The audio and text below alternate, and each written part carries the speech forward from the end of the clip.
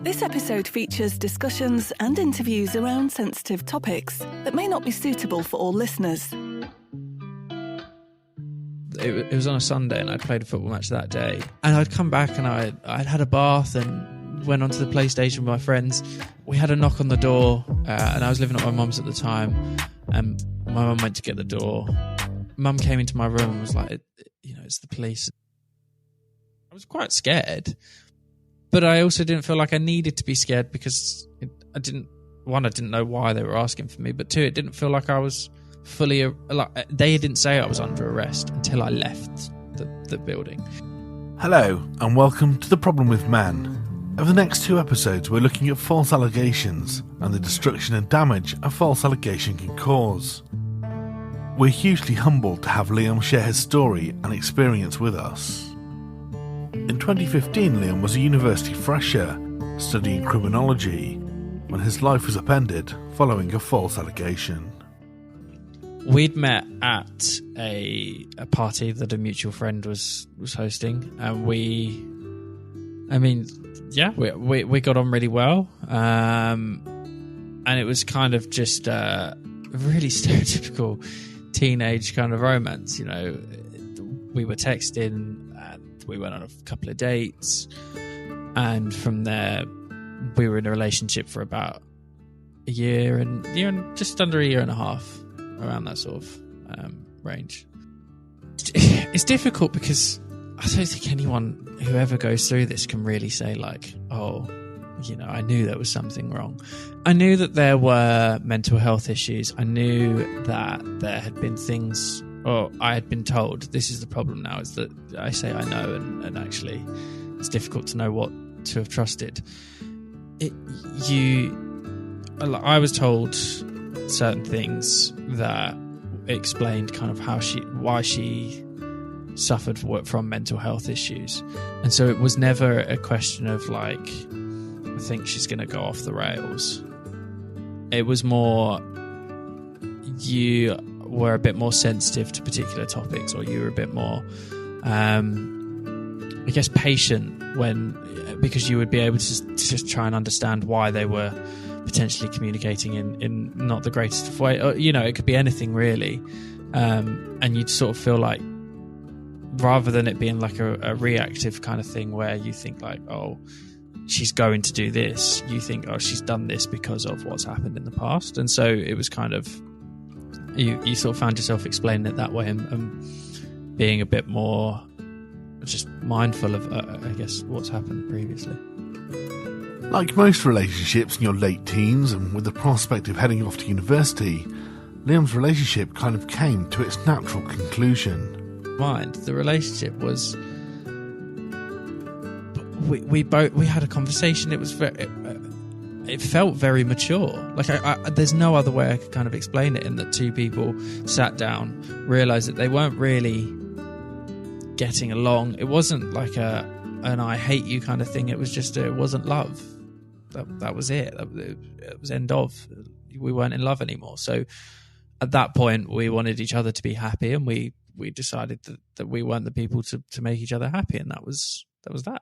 I mean, we did it over dinner, walked her to the bus stop. It was such a normal kind of what felt like a fairly clean breakup. They'd mutually decided to end the relationship and move on. And that's exactly what Liam did, until a few months later. It was on a Sunday and I'd played a football match that day. And it was just a bit random. It was just like any other day, really. And I'd come back and I'd had a bath and went onto the PlayStation with my friends. Again, really typical teenage things to do. And yeah, I was talking to one of my friends. We had a knock on the door, and I was living at my mum's at the time, and my mum went to get the door. I wasn't expecting anyone, so obviously I didn't get up. And mum came into my room and was like, it's the police, and it was very it was really quite strange, because I've said it so many times before, of I kept thinking I'm doing a criminology degree, this has to be something to do with that, or maybe I'm supposed to have seen something that I haven't seen, or like I was supposed to be in a certain place and supposed to have seen something maybe in a club or so. All of these kind of possibilities run through your mind, and the only thing they really said to me was, can you come down to the station, we need to ask you a few questions. It's very stereotypical police talk, and it does sound like movie-esque, but it's a simple. They didn't want to tell me in front of my mum what it was. They didn't want anyone to know what it was, in case it impacted the case or whatever the reason it is. And I guess also in case I ran away or whatever the reason it is. So I asked them if I could get dressed. And then, one of them was on high alert then of like, is there a window he can jump out of? We lived on a ground floor flat. Like the windows didn't open very well, and I wouldn't have got very far. Like it was all a bit unnecessary kind of, again, just what you'd imagine a police officer would kind of be like. I know it's really bad to sort of say because you don't want to give them like a stereotypical reputation, but exactly, it was exactly how you would think that they would behave in that moment was how they behaved. It was very much like, this is a criminal, blah, blah, blah. And it completely missed the whole, there's actually a person here kind of part of it. I'm still trying to, at this point, I don't know what's going on. Like, I don't know, because there's never a point of me where I would have been able to guess that outcome. So I don't know what else I could. Again, like I said, it sounded crazy, but I think in criminology degree, this is an experience, esque kind of thing. So I'm gonna learn what it's like, and maybe have to write an essay on what are the processes that were followed to when I was arrested, and try. And it sounds so stupid when I say it back out loud, but also it made more sense than what was actually happening. So I still didn't have time to really react. I was quite scared, but I also didn't feel like I needed to be scared because I didn't know why they were asking for me, but two, it didn't feel like I was fully, like, they didn't say I was under arrest until I left the building. And once I'd left the building with them, they then sat me down in the car and said, you're under arrest for blah, blah, blah. And at that point, something snaps in your mind and you're like, oh my gosh, what on earth what's happening? It's not at all what I was expecting, but also your mind is just like, I want to get out of this car. Why am I in this car? It's still the weirdest thing. I was in tears, and they were asking me things about my degree, and they were trying to sort of not calm me down, but I don't want to say full sense of security, but looking back on it, that's kind of how it felt. That it was asking questions to open me up a little bit, so that when I got to the interview, I'd be primed and ready for the grilling questions or whatever. And at that point, something inside of me just absolutely broke. Like, I just couldn't comprehend what was happening. From that moment, I've never been the same person. Part of me still tries to digest that this has happened, and now I'm back to my normal life again.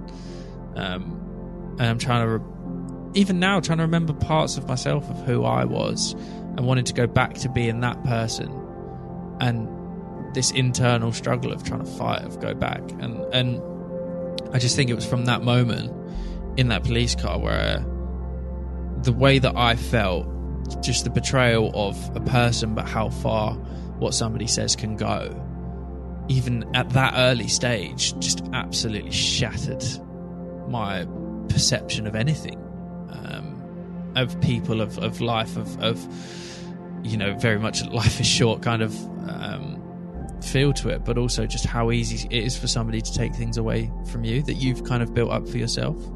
I think the problem with anything like this is that it feels as if, and the whole atmosphere gives you the impression that it's not just that somebody's made the accusation, it's that people have bought into it, that this is a realistic possibility, and people have that perception of you. And so that was the bit that hurt more than anything. It wasn't just the fact that somebody had made an accusation, it was that people were believing it.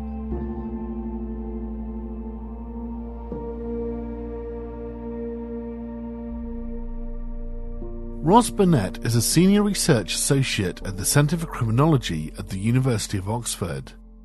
I asked her why someone might make a false allegation. I've used the term wrongful allegations to underline that they're not necessarily deliberately false, because when people hear the term false allegations, they can be a bit defensive and assume that one is accusing all the people who make allegations that are untrue, accusing them of being liars. But of course, false in its literal sense of contrary to the facts, untrue, is broader than that.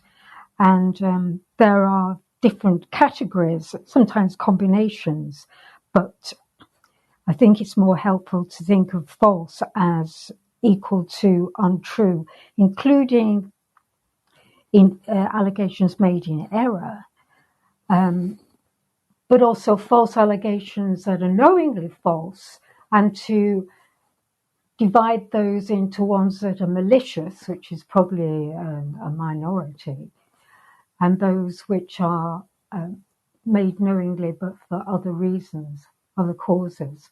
I think if they're believed to be true, then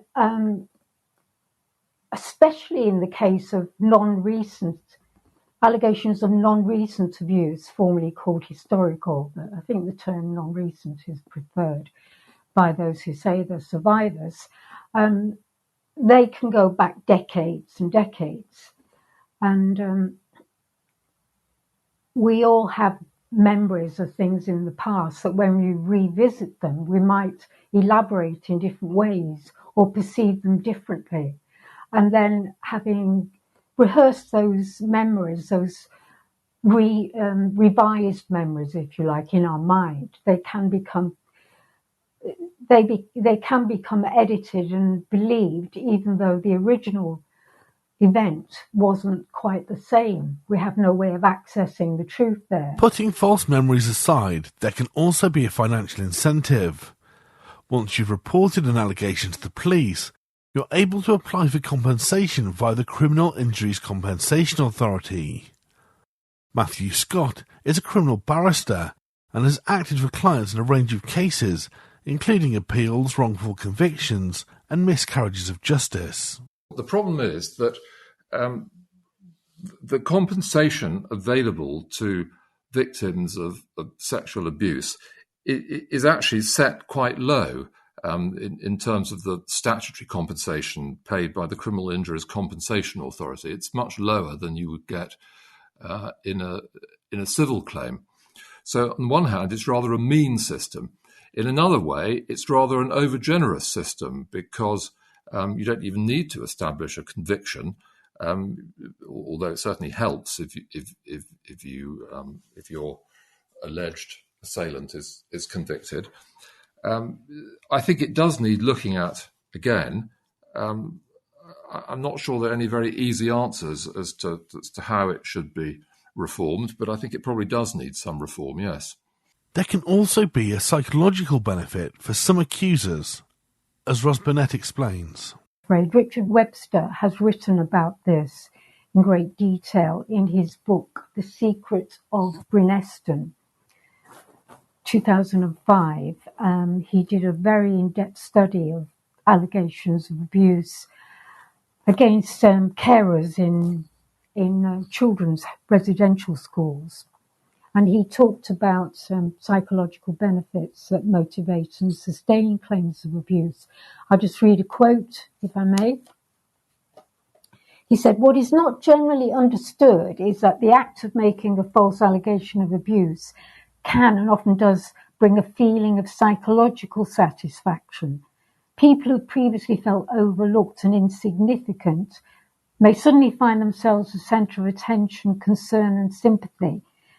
At the same time, the idea that they are now engaged in a battle against evil, in which many of the people, including counsellors and social workers, are fighting alongside them, can be a source of great emotional energy. It may give people both a raison d'etre and a feeling of strength and solidarity, which they did not previously have." So I think that some of the people who engage in these battles against evil and against their own abuse, their own alleged abuse, join survivor groups and become campaigners. Liam was taken into custody, processed and put into a holding cell. When they're processing you, they take all your belongings and they ask you for, what's your PIN code to your phone and can you write it down for us and blah, blah, blah. And again, I was just handed everything over, just quite naively in a sense as well. But just handing everything over, was keen to be as cooperative as possible because in my mind, if you cooperate, the quicker this is just going to wrap up and they're going to, find out the truth. So that was fine. And then I sat there for 3 hours. It feels way longer because you've got nothing to do. You can't talk to anyone. They took my fingerprints halfway through, so it was nice to be let out of the four walls after maybe about an hour or so. And they do your fingerprint and they take your photo and again, that bit is kind of like the movies. You have those things that they take to get your DNA and whatnot. But a lot of it was just, I was trying to not normalize it, but have conversations with the police officers to I just craved some sort of supportive comfort measure in the police station. And it's not that the police aren't necessarily friendly or anything like that, because none of the police officers were like, oh, you scum, you this, you that. Well, it's not that kind of thing. It's just very soft of like, you'll be fine. And that's kind of like the level of support that you get. And that isn't what you need when you're in that kind of situation. Well, we often talk about and relate to the trauma suffered by legitimate victims of rape and serious sexual assault. We very rarely think of the trauma or stress caused by a wrongful arrest.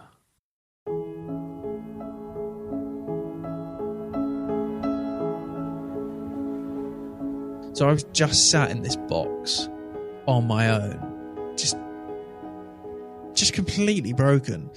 I hate talking about the actual emotional part of it. I always talk about and this is what happened in a really chronological sort of order. But I sat in that room and I remember it, this blue plasticky mattress thing, and curled up for just the longest time waiting for someone to come and get me out. And of course no one does. You just continue to wait. That's what happens.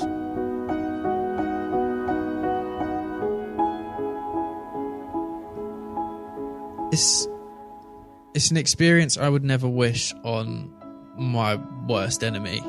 It's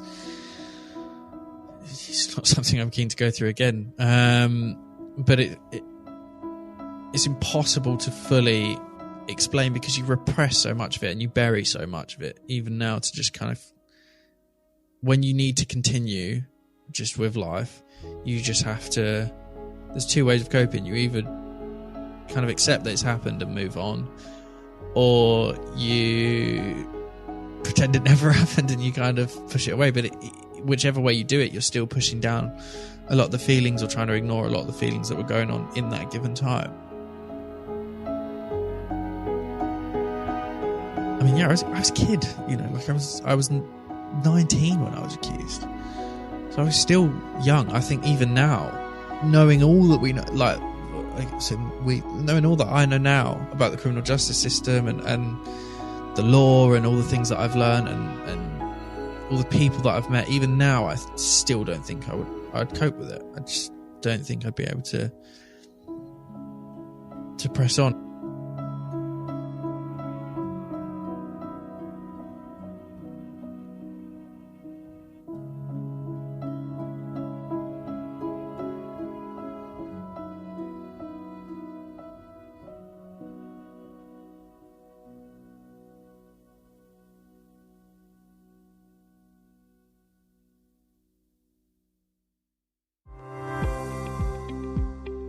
If you're enjoying this podcast, support our work by leaving a rating or review on your favourite podcast app. The Problem with Men podcast. I think for many of us, talking to the police can be a stressful experience. There's often a sense that everything we say is being analysed. So it's impossible to imagine how stressful it is when you know you're being investigated. I mean, it's just a standard procedure type of thing, really. That my interview wasn't great because they jumped upon when I paused for a question for like 15 seconds. And I paused because they asked me a question about whether or not we'd done anything related to like bondage or anything like that. And I paused because we're talking like we're talking over nearly a 2-year span or a 1.5-year span, and plus 6 months of no talking after that. So I'm really trying to answer the questions as honestly as possible. And I paused and I just thought, is there any point in our relationship where maybe something could be considered like BDSM or whatever? And then I responded to the question and they were like, well, you paused for this amount of time. And they, you could see this instant, like everything was fine. There was no jumping on any of the questions. There was nothing for them to jump on. All I was doing was explaining like my chronology of events versus, what they then had heard, that I didn't even know fully what the extent of the accusations were. I was given like a piece of paper with like 3 lines on it that says, she says this happened, she says that happened, she says this happened. And then they go, we're just going to ask you questions around your relationship. But that moment always sticks out in my mind because the first thing they said was like, are you sure? You had to think about that for a little while there. And it was just sort of like, have a bit of understanding of like, surely if I was going to lie, I'd just say the answer straight away. It doesn't make sense for me to sit there and have to pause to think about it to answer things as honestly as possible. So at that point, I then knew what the interview was really a push for, and what you learn quite quickly what it is that they're looking for and what's going to stick out for them, and what, I don't know, that it didn't feel as if they were looking for your version of events. It felt as if they were looking for something that supported hers, and that was it. And that's a very different approach to an investigation from start to finish. Rape and serious sexual assault have always been problematic for the legal system. Allegations can be made months, weeks, or even decades after the alleged crime is committed, making cases hard to investigate and evidence difficult to obtain, meaning conviction rates have always been low. Campaigners in recent years have tried to fix this issue. Believe Women was a prominent US campaign that came out of the Me Too movement. These campaigns have been successful in changing how police and prosecutors deal with allegations. Matthew Scott again. Well, they haven't been reversed in law. The point that the prosecution have to prove their case to a high standard is still part of the law. There are sort of some elements, I think, of the law where perhaps the burden of proof isn't given the weight that it should be given, particularly in investigations.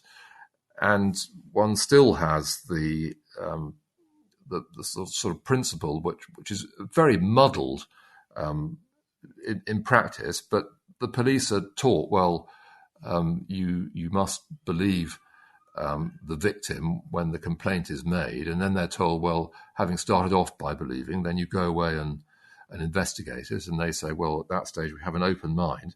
But it's all a bit of a muddle, and I don't think with investigations there is necessarily always the even-handedness between investigating matters which assist the prosecution and investigating matters which assist the defence. I think sometimes there is a bias which creeps in favour of simply trying to build a case. As Ross Burnett explains, even labelling the complainant as a victim from the outset can cause issues. Well, certainly, but that is also encouraged by the justice system because a victims code was introduced in 2005 and that's been revised regularly, and it's consistent. The advice consistently has been that people who are complainants of sexual abuse should be treated as victims, and they are labelled as victims, whereas the person accused is a suspect. that's the kindest word that's used, is a suspect. And if you remember the Richard Henriquez report into Operation Midland, one of his main arguments and his main recommendation was that it was against due process to use that language to refer to complainants as victims, because it can't help but prejudice the police investigators as well as juries into feeling that this is somebody who's called a victim because they are a victim. And his main recommendation was to stop using that language. The changing guidance of how the law should be applied is worrying. One of the staples of legal thinking is Blackstone's ratio, that it is better that 10 guilty persons escape than one innocent suffer. A centuries-old principle that has helped to define the burden of proof and beyond reasonable doubt. Dennis Eady is a lecturer in the School of Law and Politics at Cardiff University and leader of the Innocence Project, which encourages law students to review and investigate miscarriages of justice.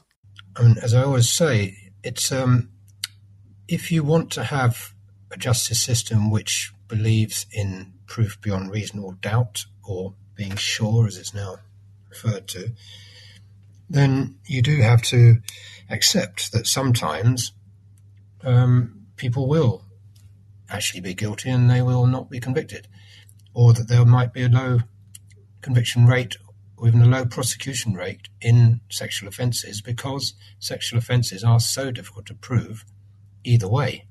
They're difficult to prove innocence and they're difficult to prove guilt.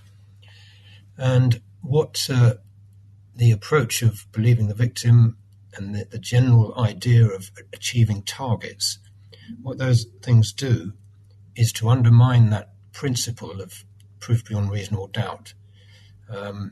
And therefore, you will inevitably, if you have that philosophy, you inevitably get more wrongful convictions.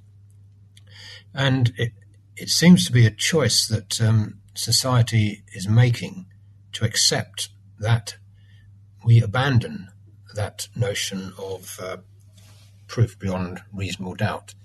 And we just go on a kind of, well, why would the person say this if it's not true? The problem is, sometimes there are all sorts of complex reasons why people do make false accusations. Even when an accuser has given evidence which can be proven to be wrong, they are sometimes given the benefit of the doubt. And there are different situations which can end up being described in different ways.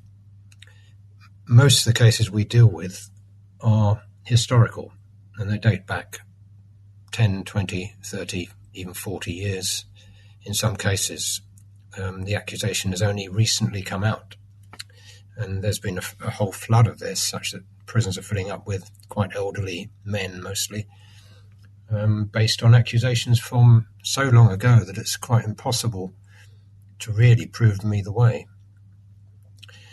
And many of our clients, what they say to us and what they produce often is some evidence that the place where this is said to have happened, or that the car I had at that time, or the person I was with at that time, didn't exist at that time. And it doesn't coincide. But what the prosecution then says is, well, okay, memory is difficult, and the person who's accusing you is probably just getting a bit confused about the times. So even if you've got a defence, sometimes it gets kind of talked out of existence in that way. Controversially, a lot of allegations seem to happen after complainants have had some sort of therapy. Ross Burnett again. So there is that belief among some of the counselling professions that troubled adults often are troubled because of sexual abuse, and are generally encouraged to believe that.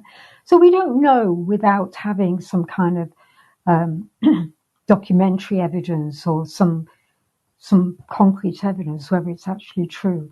But then a lot of these counsellors will use hypnotherapy and helping them to recover memories. And of course, that's all a very controversial area. The memory wars have been very problematic. Memory wars have been going on for years, and I completely sympathise with those who feel angry about pushing the idea of recovered memories, because that can be unhelpful to those who really were abused. But this is the situation we are in, where there is a sort of trade-off between believing allegations to be true and considering whether some allegations are false. That is untrue. And it does feel like sometimes a zero-sum game. Dennis Eady has found the same issue with historical allegations. A lot of our cases, it's one of the features is that the accusation is very often made after a period of counselling. Now, that may be perfectly valid, and of course any kind of abuse is traumatic, and one has to be sensitive to that. But there is that certainly that correlation. Counselling is often something which brings forward an accusation, and there have, of course, been quite famous incidents of the Cleveland and Rochdale, Cleveland and Orkney inquiries, where it was seen as iatrogenic in that what was eventually became clear is that there's the counselling itself that was creating the accusation, where the children involved were actually denying the accusation, and counselling was kind of forcing them into a situation where they were interpreting their denial as proof that something had happened, a catch-22 situation. It is frightening because, and if we look at it from the point of view of many of our clients, I mean, typically our clients, most of our clients, yes, we deal with murder cases and other things as well, but the majority, about 62% on the recent figures of the accusations we get are sex offences, and almost all of those are historical, so they're dating back a long time. So typically, the person writing to us is perhaps late 60s, early 70s, in some cases in their 80s, serving a very, very long sentence, because sentences are very, very harsh for this type of offence, particularly where children are allegedly involved. So typically they're quite elderly. They haven't apparently offended since 20, 30, 40 years ago, and they often have ideas about, well, that couldn't have happened because of this, but that's sort of sidelined. They're unable to mount any real defence. They're not allowed to challenge the complainant to any extent. Therapists can inadvertently help accusers frame their story to make it more appealing to investigators and juries. They can get help to do that. I mean, that is offered to them. They can go to victim support, and they can get special counsellors who will help them to build a case. And there are special measures for victims of rape and sexual abuse, which mean that they can now... Well, there's been some experimental studies, but it's going to be rolled out across the country, where they can give evidence remotely, not just from behind a box, but remotely. And they can give it in advance of the trial, so that the accused person doesn't have the opportunity to confront them. And the cross-examination, again, has to be done remotely before the trial.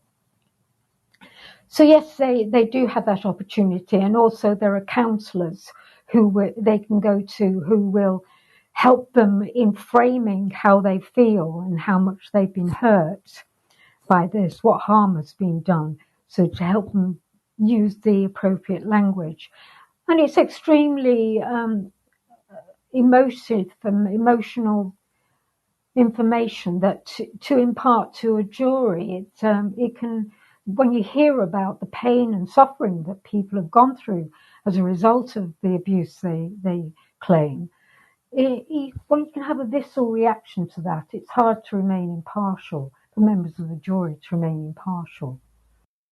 These shifts in how police and investigators approach allegations of serious sexual assault and rape, and the influence of counsellors, can put the defendant on the back foot from the outset, as Liam experienced. Well, this is the thing. A lot of people, and I have this internal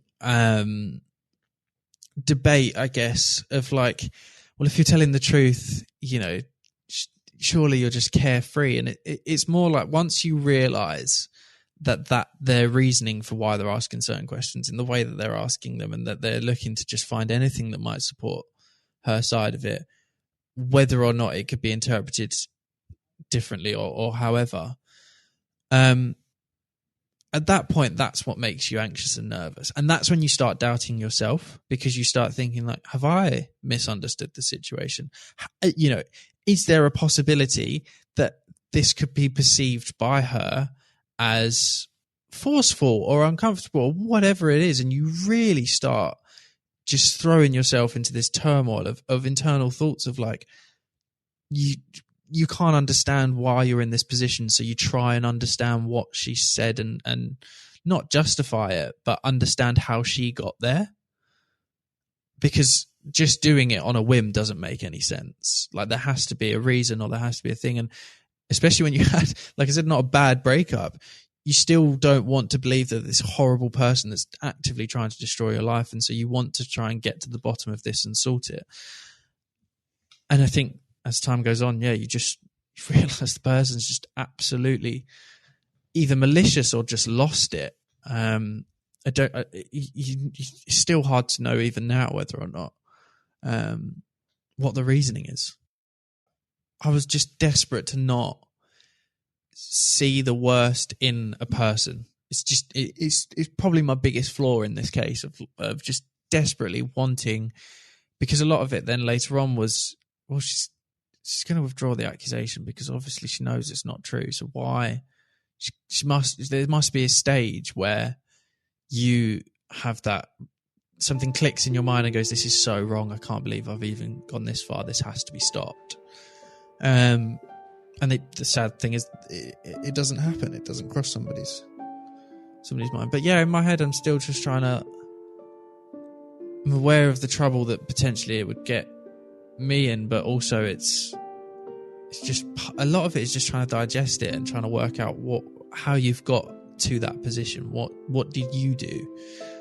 Because that's the bit that you can control, right? That's the bit that you can kind of, you blame yourself a little bit of being in this position, whether that's, I chose this person, so that's how my life got ruined, or I didn't see, like you said, the first question was, were there any red flags, I guess, and that's everyone's first question, is, did you not see this coming, or did you not have any kind of indication that she was a bit off the rails? And the short answer is, not that I would have noticed now. There's things that you look back on and go, yeah, maybe that probably was an indication, but you just don't think somebody's capable of something like this.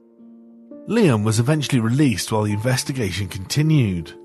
While his life was in limbo, he knew the possibility that if he was eventually convicted, he'd face a long prison sentence. Something he felt he had to prepare himself and his friends and family for. I couldn't talk to people about it because I felt like I was burdening, and also people imitate the reaction that you have. So if I cried, other people would cry. So I felt that it wasn't their fault. It wasn't anyone's fault. It's just the way that I took the situation on, that if I broke down, other people would. And I think maybe I broke down. There were a few occasions, I'm human, but I really limited it to as little knowledge as possible. And it would take something really quite monumental, just mentally, for me to get to that point where I would just snap and go, I can't talk about this. I don't know what to do. And maybe reach out for support in that sort of sense. Which is still, carry those parts of it even now, I guess.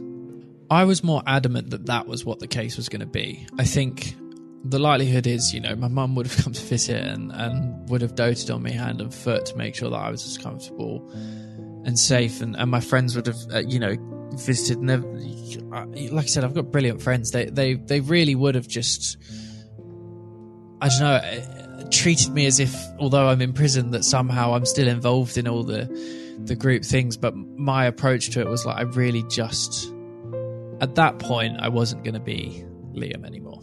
If I went to prison, I would have wanted to just completely lost my identity, myself, just become a bit of a shell of a person and just walked around until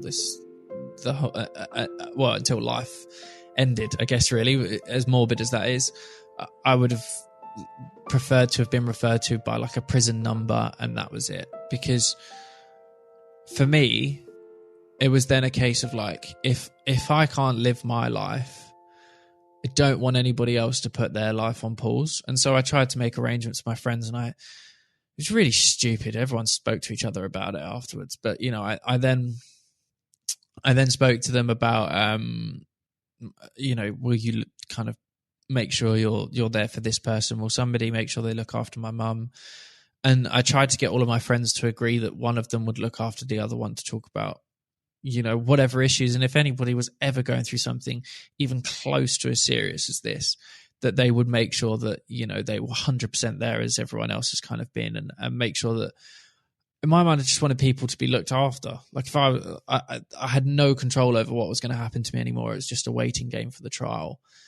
And I made a point of like saying goodbye to people. I can't tell you how many goodbyes and those like really deep conversations of like, this may be the last time I see you, you know, end of. I told my mum and my partner at the time that if I went down, I mean, they could make every precaution in the universe. I was going to find a way to commit suicide. I wasn't ready to live my life in prison or just carry on in a place, or it's just in a world where I was labelled something that, you know, I couldn't even comprehend, let alone do.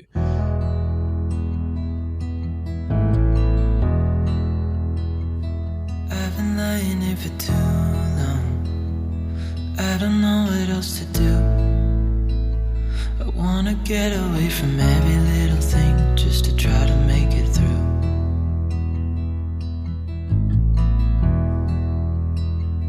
I've been thinking about my options, every detail in my head, but it doesn't really matter, nothing matters, so I cry instead.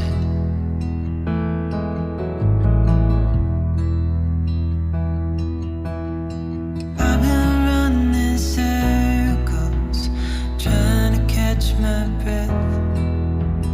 I've been trying everything I can, but I ain't got nothing left.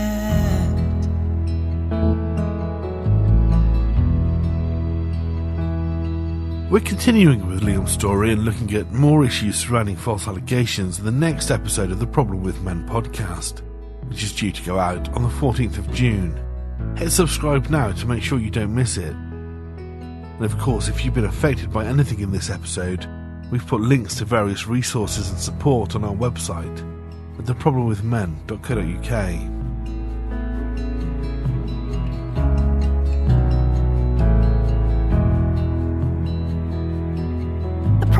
Men podcast is an Octopus Industries production, produced and presented by Chris Dodd and produced by Sandra Kabasinguzzi.